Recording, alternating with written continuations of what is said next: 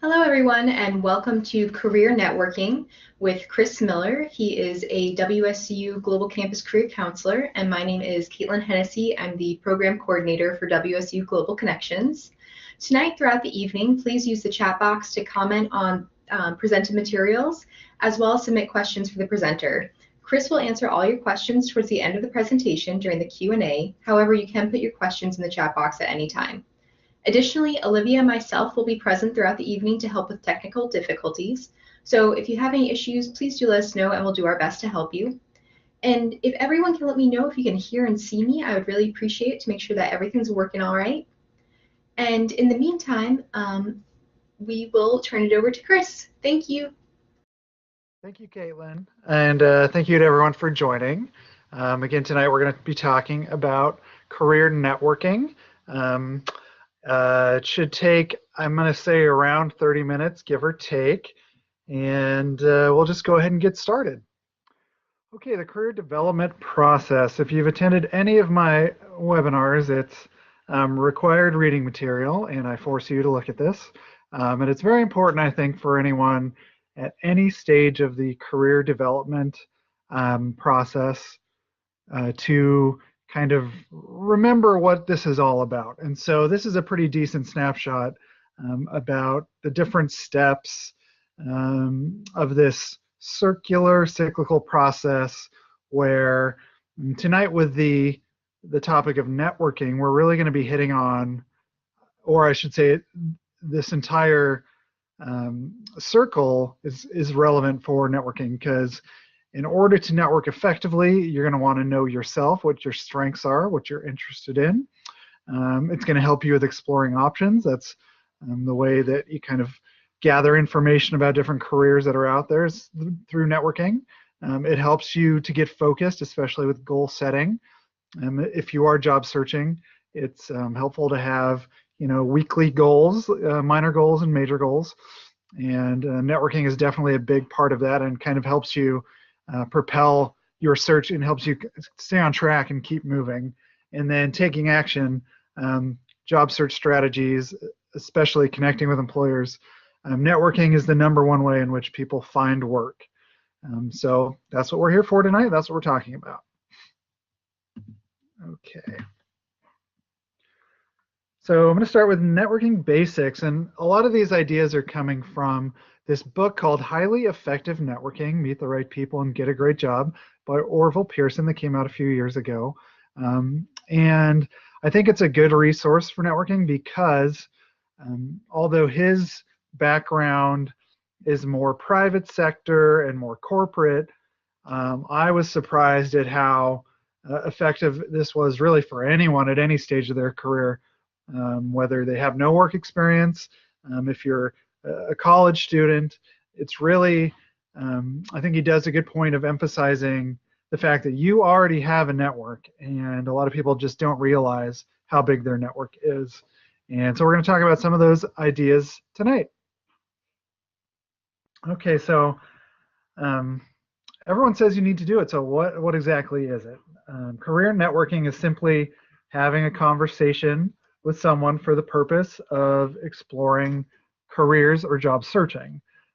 Deciding to network effectively means, while you cannot control things on the hiring side of the table, you can't make people interview you, you can't stop someone from hiring a friend over you, you can't control conditions of the job market. You are in charge of networking. You can decide whom you want to talk to.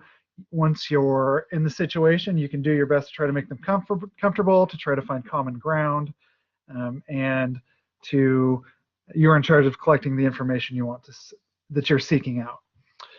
It helps you prepare for a job hunt in ways which we'll discuss later, but basically this is done by making contacts, becoming a recognized name, gathering intel. Networking is important throughout your career to find new contacts and maintain meaningful career relationships, but ultimately networking is the best tool to find work. So that's what we're talking about. That's why we're here. One of the common networking techniques is the elevator speech. And while some people know what this is, some people don't. And so you're wondering, do you mean, am I referring to a speech about the Otis Elevator Company? You mean the American company founded in 1853 that develops, manufactures, and markets elevators, escalators, moving walkways, and related equipment? The very same company that pioneered the development of the safety elevator, which used a special mechanism to lock the elevator car in place should the hoisting ropes fail. No, no, no, of course not. And as you can tell, I just kind of did an elevator speech about the most famous American elevator company. So what is it? An elevator speech is a clear and concise message or advertisement about you.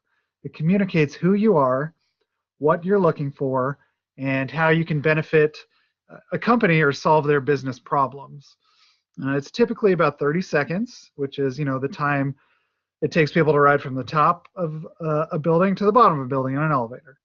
The idea is that you are prepared to share this information with anyone at any time, even in an elevator, although I don't know of anyone personally who's ever actually delivered this speech in an elevator. So you want to make sure to rehearse your 30-second elevator speech with a friend or in front of a mirror. The important thing is to practice it out loud and to try to sound as natural as possible. So you want to become comfortable with what you have to say so you can breeze through at any time when the time comes up. So it should be about 30 seconds, about 85-ish words in around 9 sentences. So here are some questions and some prompts and some thoughts to help you craft an elevator speech. And when you're doing it, you're going to really want to write these ideas down on paper, and you're really going to want to write a lot. And then you're going to craft it down afterward. So think about your introduction, the first line, describing yourself and your work. What problems have you solved, or which contributions have you made? And so this can be something, in your school career or in your work career. Try to think of a vivid example of an achievement. Think of a special service, a product or a solution you can offer an organization. What are the advantages of working with you? How are you different from the competition? Do you have business cards? Even if you're unemployed and you don't have work experience, you should still have a business card. Who is your target? How do you help a business make a profit? Do you have a special approach to a business or client service? And so after you have written some of these thoughts down, it's time to start cutting it down, cutting the jargon and the details. You want to make strong, short, and powerful sentences, eliminate any unnecessary words, connect phrases together, memorize key points and practice. And then the most important question when you're reflecting on your speech, think about the audience. Who's it for? Their question is always going to be, what's in it for me? So think about if you've answered that important question. And if you are targeting different industries or jobs, you will want to think about crafting different versions for different business situations of your elevator speech. So some examples, and these are more educational than occupational, but you'll still get an idea from these. So here we go, examples. Nice to meet you. My name is Ann Potts. I'm currently a senior and am studying management information systems. I hope to become a computer programmer when I graduate. I've had a couple of internships where I worked on several program applications with a project team. I really enjoyed developing computer apps for simple business solutions. The position you have listed in Cougar seems like it would be a perfect fit for someone with my skills. I'd like to hear more about the type of project teams in your organization. Another one. Hi, my name is Ernest Hudson. I'm a senior environmental sciences major. I'm looking for a position that will allow me to use my research and analysis skills. Over the past few years, I've been strengthening these skills through my work with a local watershed council on conservation strategies to support water quality and habitats. Eventually, I'd like to develop education programs on water conservation awareness. I read that your organization is involved in water quality projects. Can you tell me how someone with my experience may fit into your organization? Another example. Hi, my name is Harry Ramus. I am currently a sophomore student with the WSU Global Campus. I'm exploring my options right now, but plan on majoring in business, specifically in the area of accounting. This summer, I did an internship with a Banshee hedge fund group, and I hope to gain experience in a local credit union soon. Next summer, I'm hoping to get another internship learning more about how the international financial market operates. Ever since I can remember, I've always had an interest in numbers, and I feel certain that this is something I want to do in my future career. And so one of the things I wanted to show you is when you're crafting your elevator speech, if you're looking for content, if you're trying to think of how you can connect your skills or what you're good at to the needs or the responsibilities of a certain profession, some of the tools you can use are the Occupational Outlook Handbook or ONET. And I usually bring up the Occupational Outlook Handbook at some point in my webinars. So I'm just going to show it to you briefly. They're both career researching tools online. So let me share this with you. So this is www.bls.gov/OOH. This is the Occupational Outlook Handbook. It's a career researching tool by the Bureau of Labor Statistics.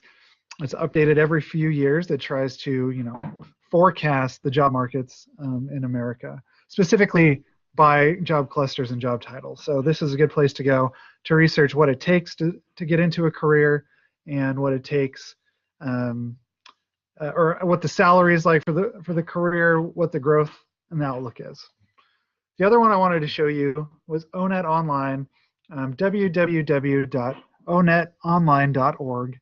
And I'll just do a quick search to show you how I'm thinking of using this in terms of networking. So I'll do a quick search up top. If anyone's a Crim J major, I'll do police officer, occupation search, dispatchers. Let's see. Well, since I'm thinking more Crim J in general, let's see if something is maybe. Okay, fish and game wardens. I'll do that because I've definitely worked with people interested in that before.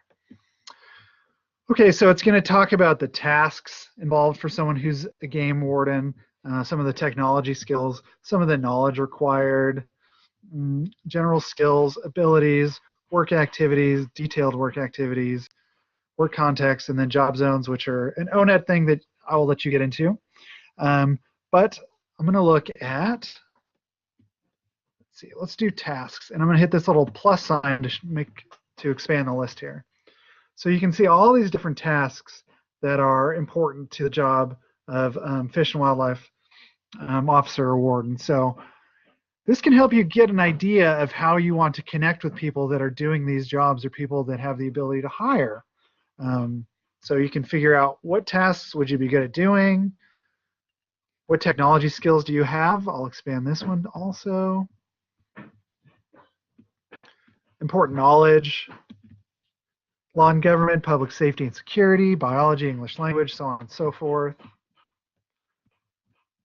Skills required. So judgment and decision making, reading comprehension, critical thinking, service orientation, all very important to areas of law enforcement, obviously.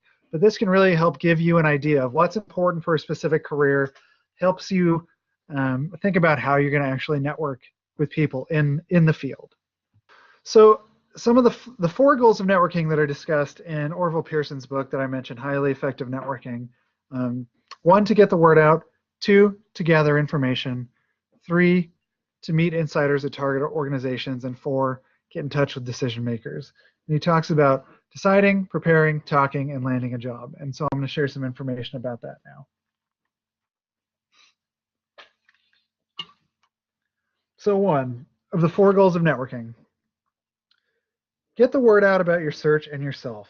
Let people know that you're looking for work. So that's a very important first step, and it's obvious, but you have to let people know in your network, anyone you know who might be able to help you. Let them know what type of work you're pursuing.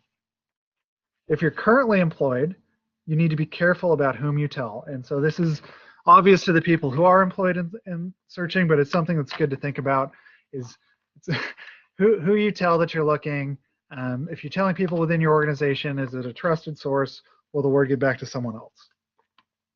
Gather the information you need. So this is something we'll discuss in a bit, how you can do this with informational interviewing. Meeting insiders at the places you'd like to work. Again, a process of informational interviewing. A good point to make here is to gather information from employees where you're interested before talking with a decision maker, because you'll have a better idea of how and what to communicate with that decision maker. The decision maker, of course, being the person who has the ability to hire you. And lastly, of course, getting in touch with that decision maker or decision makers. This should be a conversation. So don't think of it as an interview. Let them know you are around, you are qualified, you're available, and you are interested. It's best to try to do this in person when possible. That's not always possible, of course. So decide to network effectively by defining what you'll do and what you won't do. So this will be a little bit more apparent with the informational interviewing, but when you're combining networking with job search strategies, be it staffing firms, job postings, whatever, cold calling, you have to figure out what it is you will do and what it is you won't do. That means you will be more effective in your networking because you'll know if you're spending your time wisely. Are you being effective with your time management? Preparing. So making a target list of places you're interested in, jobs you're interested in.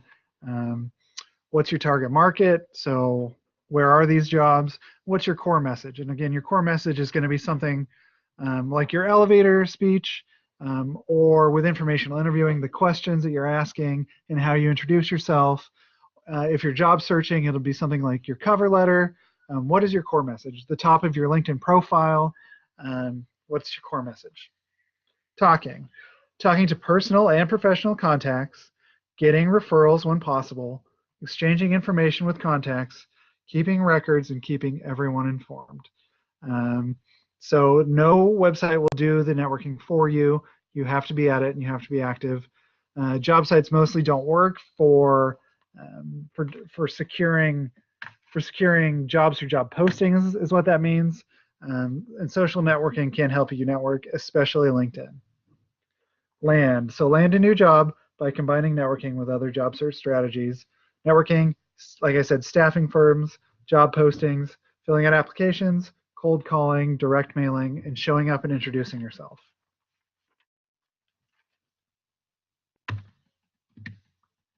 So some common networking myths. You have to know a lot of people. So while larger networks are important for some careers or industries like politics or sales or executive recruiting, for most of us, it's important to focus on and use the network we already have. Two, it's all about meeting company leaders and hiring managers. So it's important to think of this like 6 degrees of separation. You don't need to meet the person at the very top, but rather you need to know someone or meet someone who knows someone who knows someone who knows someone who might know someone who might know someone. So anyone who can lead you to that relevant decision maker. 3, power networking. Kind of an older myth is the idea that you have to spend a significant amount of time networking every day to get into the exclusive club, where it's really being in this powerful group, this executive group of networkers. But job search networking is really more about community than power. You have to be pushy and aggressive. So some people view networking kind of like sales, but it's really not. It's the exchanging of information between parties with a common interest. Networking is simply informational interviewing. So while informational interviewing is a technique of networking doesn't just have to be that, because it's a time-intensive activity, and you ask very specific questions with informational interviewing. With general networking, you can ask broader questions. They're conversations. This is not an interview. Groups. So networking groups are the only place to network. That is an old myth too. It's important to know about them because they are out there. So they're mostly held in churches or community centers, which can be helpful if it's a values match for you and you like the other participants in the group. But networking is a person-to-person activity that can be done anywhere. It doesn't have to be done in a big group. And for some people that do find networking groups, a good point to emphasize is that working the room is important. It's about making quick contacts to see if there are common interests. And if you spend all your time talking to just one person at a networking group, then you're missing out on a bunch of potential other connections for your network. And then networking is really about making lots of new friends, and that's a myth too. I mean, that might be a helpful byproduct, but the point is to get a great new job and not to just amass a bunch of new friends. Networking tools. So LinkedIn. We all know LinkedIn. I did a webinar about LinkedIn last month. You know, it's the best social networking website online. You can provide more information than just your resume. You can provide samples of your work. The Alumni Association is going to have an event coming up on April 26th, so in a couple of weeks here. It's a panel of just an online text-based chat group with LinkedIn professionals to get advice on how to beef up your LinkedIn page. I will be sitting in as one of the panel members for that, and there's information on the alumni page. It's for you know, current students and alumni members. So global campus students are more than welcome to check that out, and that's at alumni.wsu.edu, and I'll probably take you there just to show you where you can find that information in a little bit. Informational interviewing is another one of my favorite topics. It's like I said before, networking can be more than just informational interviewing, but it's a really helpful topic, or it's a really helpful exercise for people who are career changers. If you're currently a student and you're looking at a new career field, it's a super effective technique. So these are conversations you arrange with people who have knowledge and experience in professions you wish to investigate.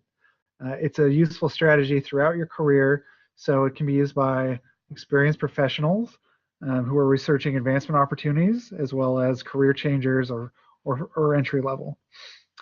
So you do this to gain insight and information, personal accounts of the work setting, knowledge and skill requirements and current trends in the field. You develop your networking skills and you introduce yourself to people in the profession. It helps you identify how to prepare yourself and work toward a particular career goal. It increases your motivation in working toward your goals. It helps you build confidence and experience in interacting with professionals.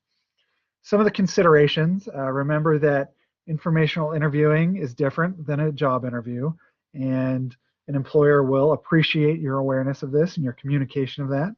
Do not try to misrepresent a request for an informational interview and turn it into a backdoor approach for a job search. First impressions count, and so the same thing that applies for any kind of career setting applies here also. You will want to think about which occupations you are considering and where they are, who does the work, what types of organizations or firms hire these people. Indirect interviewing is always the best, but you know, when you can't do it, you can try to set up something through email or phone. Phone would be better. You may want to go beyond your local community to make contacts, but think about your friends, your family, your neighbors, teachers. Don't forget about organizational contacts such as professional organizations or the Chamber of Commerce. Prepared by doing your homework ahead of time. Know what information you're trying to find out. Learn as much as you can about that career ahead of time. Use ONET, use Occupational Outlook Handbook. Be sure to keep contact names accurate, both in spelling and pronunciation. So this also includes any kind of administrative or support staff who helps you with the arrangements. Keep records of the content of your interview, but also the names, the dates, comments, and referrals. You may want to have a resume ready in case, but often you will learn something over the course of an interview that you would want to change during on your resume. But a thing to point out is that these are super helpful in networking, but I've never heard of someone getting like a job interview or offer right away just from having an informational interview. When you're scheduling it, state the purpose of your call, such as introducing yourself as a student who's investigating career fields, or if you're a career changer. Explain how you got their name, be respectful of their work setting, and request, it's usually good to request 15 minutes for the future, 15 minutes of their time, express appreciation of their helpfulness, and if it's not a good time to do it on the spot, then when would it be? Prepare a notebook with your most important questions and bring it with you for note taking. Know what it is that you want to communicate about yourself as a potential worker in the field. Again, this is where something like the elevator speech comes in handy. Follow general principles of good interviewing. So be sure to ask about the time frame available. Try to emphasize open-ended questions that involve more than a yes or no response. Try to take notes from your conversation. Avoid inappropriate or too personal questions and things like that. So some of the questions you could answer during an informational interview. How did you get started? What is your educational background? Is your job what you expected? What do you have to know to be good at your job? What skills are most important? What are your greatest challenges? How would you describe your coworkers? What is most rewarding? What is most stressful? What are your future goals within the company? What are some suggestions for gaining experience? How do people advance through the profession? What might be some related occupations that I could look into? And so afterwards, reflection is important. You definitely want to send a thank you note.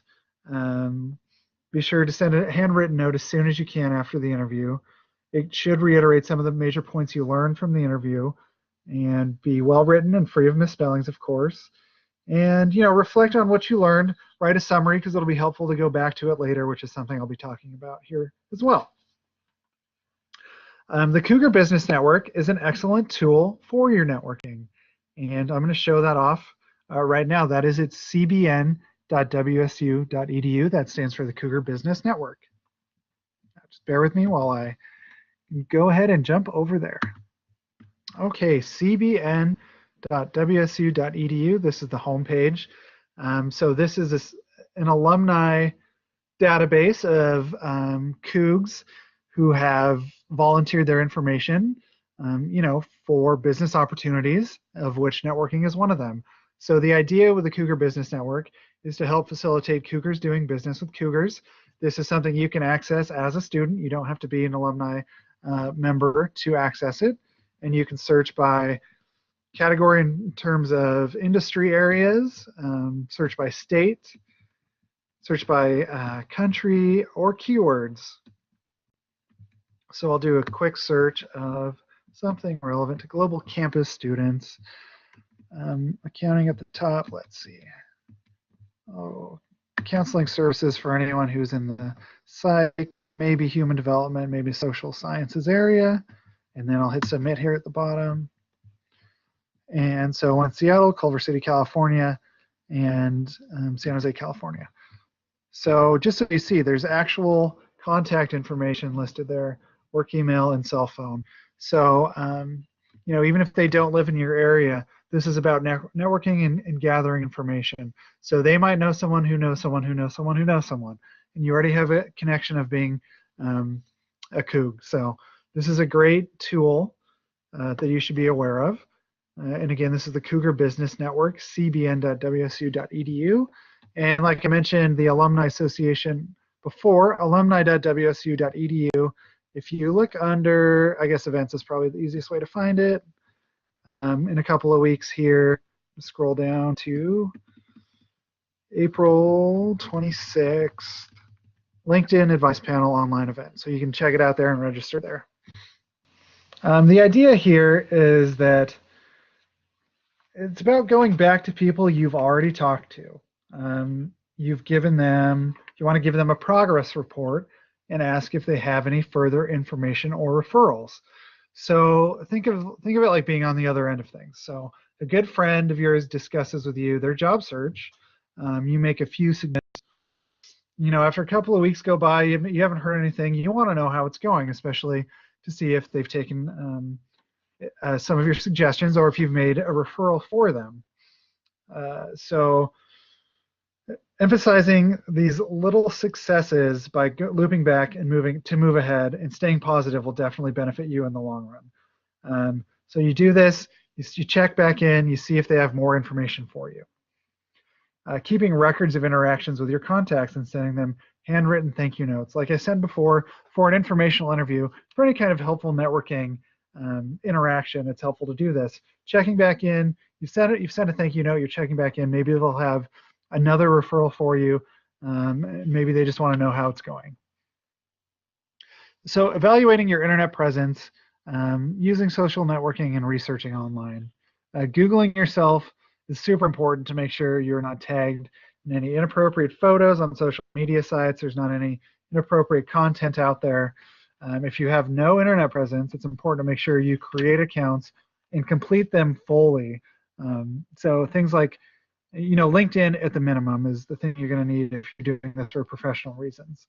So creating a LinkedIn account and completing that account. So not just starting one and leaving it, but fully completing that account. Networking groups, like I talked about, are very helpful for people too. Like I said, these are usually things like that. If you find one, let others know your target companies, let others know about the jobs you're interested in. Focus on gathering information, try to arrange future deeper conversations. Like I said, work the room, and have business cards in your elevator speeches ready to go. And so that should bring us to the end here. And I want to thank you for hearing some of these topics about networking and some of the ideas about things you can try and what to think about while you're crafting your elevator speeches and things like that. So if you have any questions, let me know. There's my email address for anything that comes up in the future. And I'll be around here for a little bit to answer questions too. So thank you. Thank you, Chris. Some questions I have are, could you give us your elevator speech to hear a realistic example? It may be helpful to hear one from someone who's already in the workforce versus being a student. Yes, I knew that. I knew that was going to come up. And so I haven't used one like professionally really in a long time because if I'm at a networking event, it's with people who are within my same career area, so we kind of know what each other does. But when I wasn't, or when I'm kind of explaining what I do to people who don't really understand, because my job, it's not the most traditional, and especially with the population I work with. So what I usually say is a lot shorter than 30 seconds. And depending on the audience, sometimes there's a little humor to it. But what I typically tell people is that I help people figure out what they do when they grow up. And then people usually have a back and forth about and so when I'm introducing myself, I say, hey, I'm Chris Miller. I'm a career counselor for a non-traditional student base. I work the WSU Global Campus, and I help students figure out what they want to do for work when they grow up. So it's kind of fun to say grow up because, it's the question you ask kids, like, what do you want to do when you grow up? But the majority of people, no matter what age they are, they don't know what they want to do. They're interested in doing something else. We have so many different career interests throughout our life that I think it's just kind of a fun way to say it. Thanks, Chris. Our next question asks, do you find informational interviewing or networking to be more important if you could only choose to do one? Well, informational interviewing, it's harder to arrange. It's harder to find people to do it with, but it's more beneficial because of the information you gain. And I personally found from working with people and from my own informational interviews that I've done, that you'll get more referrals with that kind of a situation, and more direct. There are fewer insiders is the term before you get to the decision maker. I would say so. If you're doing just general networking, general quick conversations with broader topics, it might be you'll find someone who knows someone who knows someone who knows someone. Whereas with an informational interview, you interview someone and they know someone who might be able to help you. And so that's been my experience personally. Thank you. Our next question asks, how do you go from networking with someone to having them be your career mentor? Do you ask, or is that something that just happens? Yeah, that's a good question. It's hard to say. I know I'd say it's worked. I'd say it's worked both ways. It's more common for it to just kind of happen than to ask them, because if you're, if you do an informational interview with someone and you connect with them on LinkedIn and you are looping back to move ahead, as Orville Pearson would say, you're having these several contacts with them, you're having progress reports, and it tends to just happen naturally. Having said that, I wouldn't say that it's uncommon for someone to be approached professionally and say, I'm looking for a mentor, a career mentor, you know, I'm interested, as long as it's like you're expressing what your interests are ahead of time, and it's kind of like an action plan is placed in front of that professional, so they know I'm interested in you as a mentor, and here's what I'm hoping to gain from it. I would say both can be effective. Most of the time, it seems to just happen naturally, though. Thanks, Chris. Our next question asks, do you plan on offering any in-person assistance to global campus students at any future in-person events? I believe it's referencing the Student Government ASWSU global events. Sure, yeah. So up until the last year, I've been at almost every rendezvous. I haven't been able to go to the last couple, but because of that, I plan on attending rendezvous in the future. So those are held in August at the Seattle Zoo, Woodland Park Zoo, and so I plan on attending that one this year, and that will hopefully be at least my annual attendance for in-person events. Um, I'm based out of Seattle also, so if anyone's ever interested in just trying to meet up somewhere that's convenient in Seattle, I can try to arrange that too. If that's the case, you can send me an email. It's cmiller66@wsu.edu, and we can try to set that up. Thank you. Our next question asks, who would be other possible contacts for career mentors besides managers? So really, I mean, anyone well, I guess it depends on the industry then, right? So because for me, example, there's a professional association, there's the National Career Development Association. So I could try to find any number of career counselors there, career coaches, um, directors of career centers. So it doesn't, so it's kind of hard for me to say, because with my specific position in the industry I'm in, there are a lot of different areas. It could be a director of a different academic group that helps students professionally, a different academic college at the university that has a career center. So it doesn't just have to be managers. I mean, if you're networking for a job search, the manager is likely that decision maker, and just general conversational networking is you want to do at that insider level, just other people that work in the organization to kind of figure out who you can talk to gather information. But in terms of a career mentor, I would definitely look at a relevant professional association. Thank you. Our next question asks, more and more companies are using outside services to hire people. How do you stand out when this is a company's hiring process? It seems like networking wouldn't help when it comes to this. Yeah, so I mean, I would disagree with the last part, but I understand that there have been more roadblocks put up in front of people, as virtually all application systems have moved online, and things like mega job boards were supposed to revolutionize how job hunting and job searching was done, and all it really did was make things more complicated for the job searcher. So really, it still stands that the way that most people find work is through networking, regardless of what the traditional channels are in terms of applying online, applying at a company website. If if you have a LinkedIn profile that's ready to go and you're making connections there, then you're doing your best to get your name in front of the people who make decisions. And so I agree with you that it's definitely more complicated than it's been before, but networking is still the best way to get a job.